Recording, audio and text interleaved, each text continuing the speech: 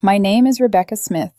I'm 31 years old, and 3 months before my wedding, I discovered I was just a placeholder in the man I was supposed to marry's life. I didn't find out through a confession. There was no dramatic slip of the tongue, no suspicious lipstick stain, no late-night phone call. It was far quieter than that, more humiliating. The kind of truth that crawls under your skin and stays there burning slowly. It was a Tuesday night. Ordinary. Boring even. Robert Reeves, my fiancé, had left his phone on the coffee table while he showered. Normally, I wouldn't touch it. We weren't the kind of couple who snooped. Or at least that's what I thought we were. Then his phone buzzed. Not a full message, just a notification preview from a group chat. Girl, you're savage. Rebecca has no idea. Something about seeing my name like that made my stomach drop. I told myself it was nothing. A misunderstanding. But my hand moved anyway, picking up the phone before my brain could stop it. The chat was called Inner Circle Only. I didn't need to unlock anything. The previews were enough. Rebecca's sweet, but let's be real. She's just a placeholder. Her parents' money is paying for everything anyway. Once the wedding's over, I'll figure out my next move. My ex knows I'm not really over her. She's on a whole different level. My legs went weak. I scrolled through more notifications, my heartbeat roaring in my ears. There it was again, him talking about Lauren, his ex-girlfriend. The one he always told me was ancient history. The one he claimed meant nothing. She meant everything. I set the phone back exactly where I found it. My hands were shaking, but my face was calm. I walked into the kitchen, finished cooking dinner, and plated it neatly, like nothing inside me had just shattered. When Robert came out of the bathroom, he kissed my cheek, wrapped his arms around me, and launched into excited chatter about the wedding venue's seating charts flowers. I smiled, I nodded, I listened. What he didn't know, what he couldn't possibly imagine, was that every single wedding payment went through me. My parents had gifted us the money, yes. But the contracts, the transfers, the approvals, all mine. And in that moment, as Robert talked about forever with someone he never intended to stay with, I made a quiet decision. The wedding was set for September 15th. Today was September 13th. I finished my dinner, cleared my plate, and went to bed beside a man who had no idea his entire future was about to collapse carefully, legally, and completely. I didn't cry. I didn't scream. I planned. The strange thing about betrayal is how ordinary everything around it continues to feel. The world doesn't stop spinning just because your heart quietly recalibrates itself from love to strategy. The sun still rises. Coffee still tastes the same. And the man who reduced you to a temporary convenience still sleeps beside you, blissfully unaware that the countdown has already begun. For the next 48 hours, I became the version of myself. Robert expected the agreeable fiancé, the organized bride-to-be, the woman who smiled through stress and reassured everyone that everything was under control. And technically, it was. Just not in the way anyone assumed. Robert spent those days floating on excitement. He was riding the attention, the congratulations, the subtle shift in how people treated him now that he was about to marry well. He talked about future plans with an ease that almost impressed me, considering how disposable he clearly thought I was. He joked about the honeymoon. He teased me about being too serious. He called me his rock. I let him. Inside, though, I was cataloging everything, every word, every lie, every slip, where Lauren's name almost surfaced before he corrected himself. I thought about those messages constantly. Placeholder. Not a mistake. Not a joke. A role he had assigned me months before, proposing maybe even longer. The irony was almost poetic. Robert thought he was the one buying time. He had no idea I was doing the same. That afternoon, while he was out celebrating with friends, I sat at our dining table with my laptop open and my phone beside me. I didn't rush. I didn't hesitate. I reviewed every contract calmly, like a professional closing a business deal instead of ending an engagement. The venue came first. A polite email, a confirmation number, a reminder of their 48-hour cancellation policy, full refund. The caterer was next, then the florist, the photographer, the DJ. One by one, the pillars holding up Robert's fantasy dissolved. Money flowed back into my account like a tide reversing itself, quiet and irreversible. The only losses were the cake deposit and my dress, both already paid, both non-refundable. A few $1,000s in exchange for clarity felt like a bargain. I leaned back in my chair and stared at the confirmation emails. There it was. Official. Final. No wedding. Robert texted me a photo from the bar. Can't believe we're almost married. I replied with a heart emoji. He had no idea that by the time he got home, he wouldn't be engaged anymore, only uninformed. That night, I slept deeply for the first time in weeks. Not because I was at peace, but because I had taken back control. Whatever came next would be messy, loud, and public. I knew that. Robert was the kind of man who needed an audience for his downfall. I just hadn't told him yet. He walked through the door, late, tipsy, and smiling, wrapped me in his arms and whispered, 2 more days. I smiled into his shoulder and said nothing. Because he was right, just not the way he thought. The first scream came at 6:07 a.m. It wasn't loud in the traditional sense. No drawn-out shriek, no dramatic buildup. It was sharp, sudden, and raw, like a sound ripped out of someone before they had time to censor it. I opened my eyes slowly, already awake in my mind, long before my body decided to cooperate. Robert's phone was vibrating nonstop on the nightstand. He grabbed it groggily, squinting at the screen. "Who the hell is calling this early?" he muttered, irritation laced with sleep. I stayed still, quiet, observant. "Hello," he answered, his voice still thick. A pause. Then confusion. "What do you mean canceled?" I turned my head slightly, watching his face shift in real time. Confusion melted into disbelief, disbelief into panic. He sat upright, sheets tangling around his waist. "No, that's not possible," he said louder now. "There must be some mistake. The wedding is in 2 days." I could hear the muffled voice on the other end, professional, calm, unbothered. Someone who had already closed the file and moved on. Robert hung up and immediately dialed another number. Then another. Each call lasted less time than the last. With every hang-up, his breathing grew faster, his voice higher. Cancelled, refunded, already rebooked. When he finally turned to look at me, his eyes were wild, like an animal cornered by a reality it didn't understand. "Rebecca," he said, shaking my shoulder. "Wake up. Something's wrong. Everything's gone. The venue, the caterer, everything." I sat up slowly and blinked at him deliberately. Calm. "What do you mean gone?" "They said it was canceled. All of it. Someone canceled our wedding." I met his gaze, held it, let the silence stretch just long enough to make him uncomfortable. "Oh," I said lightly. "That was me." The room went completely still. What he whispered. "I canceled the wedding," I repeated, reaching for my phone on the bedside table. 2 days ago. For a moment, he didn't react. His brain visibly struggled to process the words. Then his voice exploded. "Are you out of your mind?" he shouted. "Do you know how many people are coming? My parents flew in. My coworkers took time off. This is insane." I unlocked my phone and turned the screen toward him. Screenshot after screenshot filled the display messages. Timestamps his words, highlighted in merciless clarity. "She's just a placeholder. Lauren's on a different level. I'll upgrade eventually." His face drained of color. "You went through my phone," he said weakly, grasping for the wrong defense. "It was on the table," I replied. "The notifications showed everything. But interesting that that's what bothers you." He stammered, scrambling. "Those were jokes. Private conversations. You can't take those seriously." 3 months of jokes, I asked quietly. 3 months of planning your exit while letting my parents fund a wedding you never intended to honor. His mouth opened, closed, opened again. "You're twisting it," he said, desperation creeping in. "You're overreacting." I scrolled to one final message and read it aloud, my voice steady. "Rebecca's loyal, simple, and financially convenient." Robert flinched. "I didn't mean it like that," he said quickly. "Everyone vents. That doesn't mean I don't love you." "Love doesn't require a backup plan," I replied. He tried everything after that.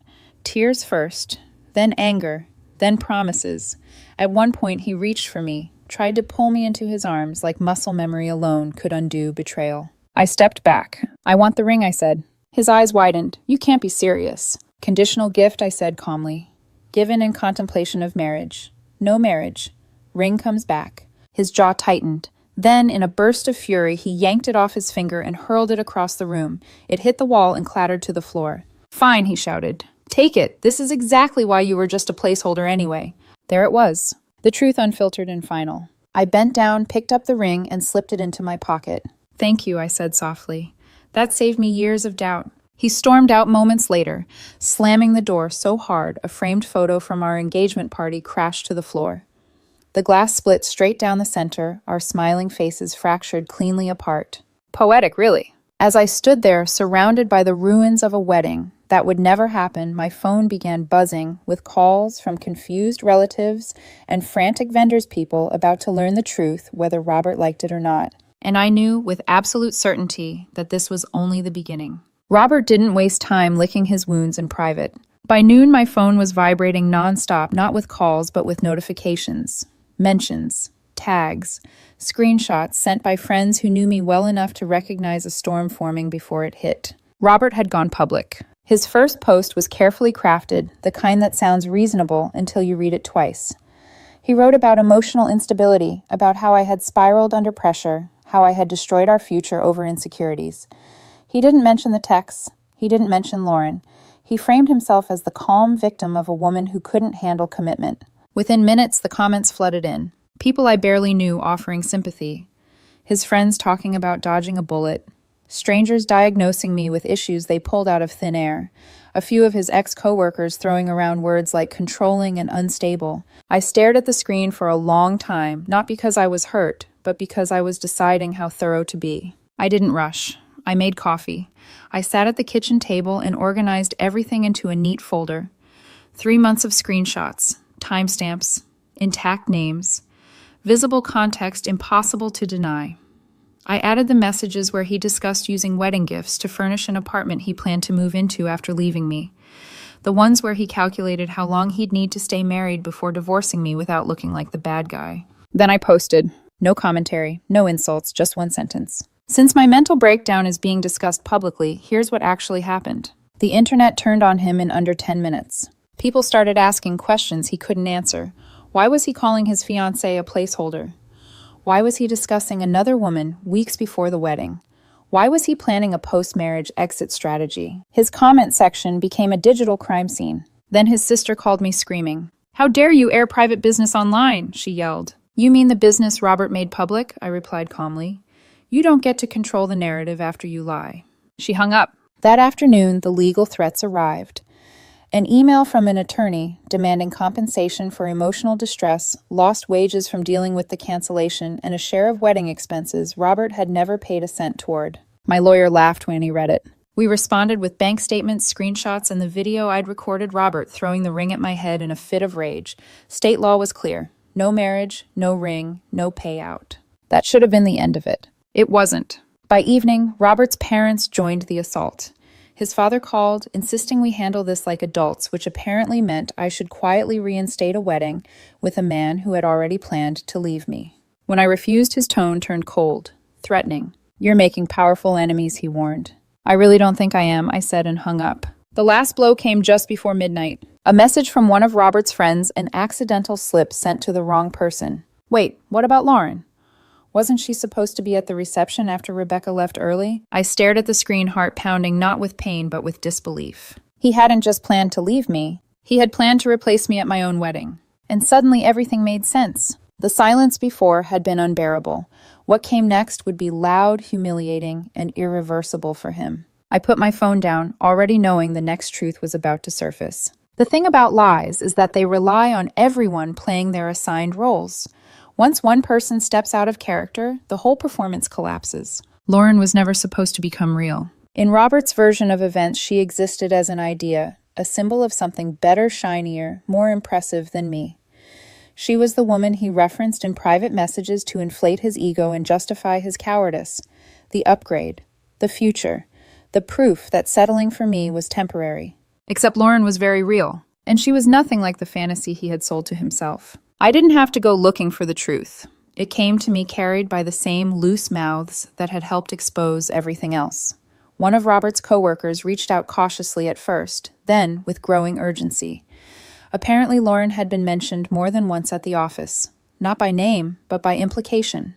The woman he should have ended up with, the one who got away. The problem was that this coworker actually knew her. Lauren wasn't single. She wasn't waiting. She wasn't even interested in Robert the way he thought she was. She was married to a man who had no idea his wife's name was being used as a placeholder in someone else's escape plan.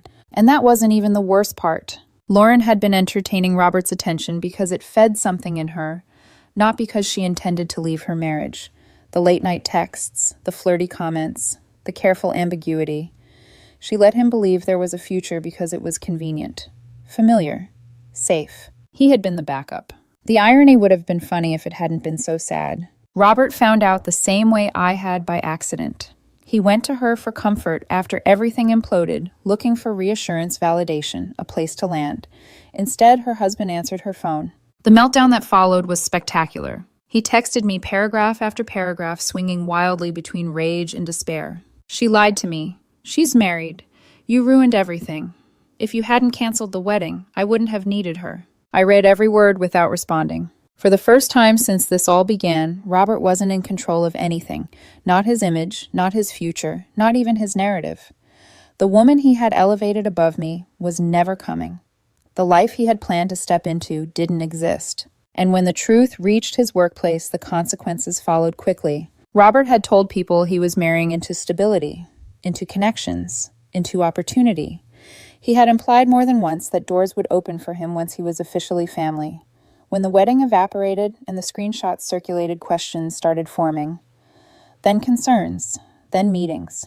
He wasn't fired, but he was exposed, demoted, quietly reassigned. The unspoken message was clear: trust had been broken. That same week, he tried to escalate things again. He contacted my employer, claiming I was unstable, erratic, emotionally dangerous. My boss called me into his office, concerned but calm. I showed him everything. He read it all, sighed, and said one sentence I'll never forget. You didn't overreact. You got out. Robert didn't stop there. He showed up at my apartment while I was at work, insisting he lived there, demanding to be let in. Building security disagreed. They called me. I said the truth. He was escorted out and warned not to return. By then, the wedding day was only hours away. The day that was supposed to mark the beginning of a life he never intended to keep. And I knew deep in my bones that Robert wasn't finished humiliating himself yet. Because people like him never know when to stop. The house was loud in the best way possible. Poker chips clicked across the table. Bottles clinked. Someone laughed too hard at a joke that wasn't even that funny. My friends filled the living room with warmth noise and a strange kind of relief, as if we were all collectively exhaling after holding our breath for months. It was supposed to be my wedding day.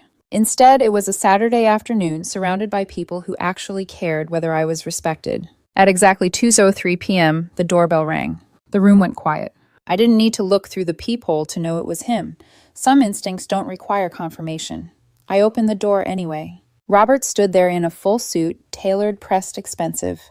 His hair was styled, his shoes polished. In his hand, he held a bouquet of white flowers, already wilting slightly at the edges. For a second, neither of us spoke. Then he smiled, shaky and forced. It's our wedding day, he said, like that fact alone could reset reality.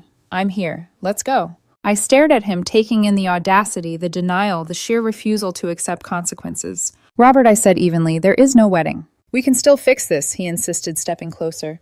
We don't need the venue. We'll go to City Hall. We'll do something small. You owe me that. Owe you, I repeated. His voice cracked. 300 people are expecting us. I'm humiliated. I showed up to work in a suit on Friday because everyone threw me a party. Gifts, speeches. I can't go back unmarried. And there it was. Not love, not regret. Image. You want to marry me? I said slowly, so you don't have to explain yourself. He nodded, desperate now. We can divorce later. I'll sign a prenup. Anything. I just need today. Behind me, someone whispered, is he serious? Robert took another step forward. I stepped back and closed the door halfway between us. No, I said, you need to leave. He shook his head and planted his feet. I'm not going anywhere. So I closed the door completely. He stayed. For 3 hours. Robert sat on my doorstep in his suit bouquet, abandoned on the concrete, alternating between begging, crying, and yelling at anyone who walked by. Neighbors slowed down. Phones came out. Someone eventually called the police, concerned about a man in formal wear having what looked like a breakdown. When the officers arrived, Robert told them I was holding his belongings hostage, that he lived there, that I was unstable. I showed them the lease, my ID, the messages, the security footage from earlier in the week. They asked him to leave. As he was escorted away, he turned and screamed, "You'll regret this. No one will ever love you like I did." One of my friends shouted back, "That's the point." The door closed. The room erupted into laughter, then quiet, then something softer, relief. The wedding day ended with cards on the table, beer in hand, and the cake I'd never planned to eat sliced into generous portions. It tasted incredible. But even as the night wound down, I knew this wasn't over yet. Consequences were still catching up to Robert, and they were moving fast. 3 weeks after the wedding that never happened, the noise finally started to fade. Not all at once, not cleanly, but steadily, like the aftermath of a storm when the debris stops flying and you're left to assess what's still standing. Robert's life unraveled in quiet, humiliating increments. At work, the demotion he tried to downplay became impossible to ignore.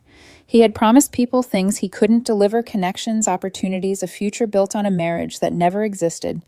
When the screenshots surfaced and questions followed, management didn't need to fire him. The trust was gone. The authority evaporated. He quit a week later, citing mental health reasons, which would have been ironic if it weren't so predictable. Lauren's situation imploded too. Her husband didn't just discover Robert, he uncovered a pattern. Other men, other lies. Divorce papers followed quickly. And suddenly the woman Robert had built his fantasy around was fighting for her own survival. He tried calling me once after that, saying he just needed someone who understood. I blocked the number without responding. His family's threats amounted to nothing. After consulting a real attorney, not a friend who knew law, they were told there was no case, no leverage, no money coming back. A long email about honor and family arrived in my inbox. I deleted it without reading past the first line. The friend group that had once cheered Robert on turned inward. Blame bounced around until the group chat collapsed entirely. One woman reached out privately to apologize, admitting she hadn't realized how calculated it all was. Another confessed they'd known Robert planned to leave eventually. I thanked them for the honesty and declined further conversation. I didn't need closure from people who had watched disrespect and called it entertainment. My parents were my anchor through all of it. When Robert's father tried to badmouth me at a mutual social gathering, my dad stood up in the middle of the room and said calmly and loudly, "My daughter didn't lose a wedding. She avoided a lifetime of being used." Then he announced the money we'd saved would go toward something that actually mattered. That money became my turning point. I used it to finally launch the consulting firm I'd talked about for years, an idea Robert had always dismissed as too risky, too unnecessary. Turns out he just preferred me predictable, small, convenient. The ring, I sold it. Used part of the money to take a solo trip I'd always wanted, but was told was impractical. I posted photos of myself smiling, not the forced kind, but the quiet content kind. Robert commented once, "Must be nice spending our wedding money on yourself." I replied, "There was no wedding." He deleted the comment. The last time I heard about him, he was living with a relative, telling anyone who would listen that I'd ruined his life over a misunderstanding. He started a blog about surviving emotional abuse. It had 12 followers. I wish I could say I felt vindicated. What I felt was lighter. I'm dating again, not rushing. Not performing, not proving anything. The man I'm seeing knows the whole story. He didn't flinch. He said something simple that stuck with me. "I like that you didn't stay where you weren't valued." That's the real ending. Not the canceled wedding. Not the public fallout. Not the humiliation or the revenge or the cake we ate during poker night. The real ending was this. I stopped auditioning for a role I never agreed to play. I refused to be someone's placeholder. I chose self-respect over saving face, truth over comfort. And in doing so, I made room for a life that doesn't require pretending. Some bridges don't need rebuilding.